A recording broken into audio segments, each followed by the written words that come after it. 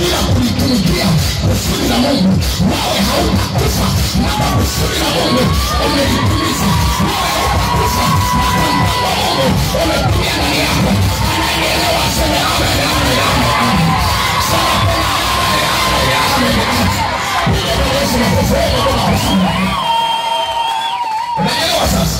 Wewe hautakufa mpaka ile kusudi la Mungu ndani yako limetimia. Umeelewa? Na mimi nasikia ndani sasa. Unachemka ndani. Amen. Wakati na Mungu alikuwa nasikia ndani unachemka. Unachemkeje? Pastor Ezekiel mwakani atafute uwanja. Amen. Tukafanya mkutano wa nje. Wa maana tukimaliza ule mkutano siku 5 tunaingia huko neema. Tunahakikisha tumelipanua. Na ninaamini katika mji huu kanisa litakayokuwa kubwa lenye watu wengi.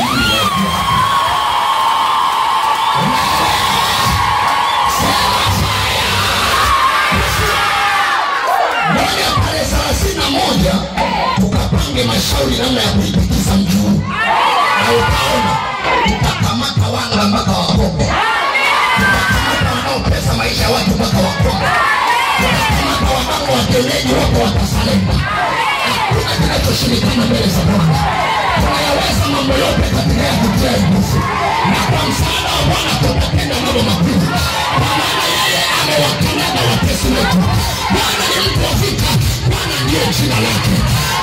Ikiwa Bwana yuko upande wangu, ni nani atakayesimama mbele yangu? Nayaweza mambo yote katika yeye anitiaye nguvu. Sema tena amen.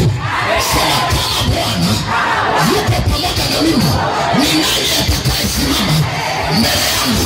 Sema nayaweza mambo yote.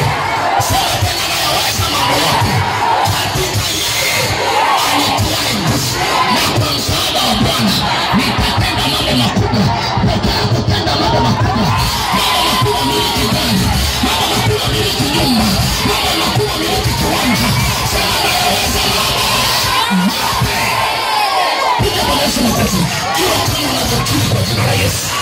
Anaelewa aseme amen na iwe hivyo. Piga Yesu makofi iwe hivyo.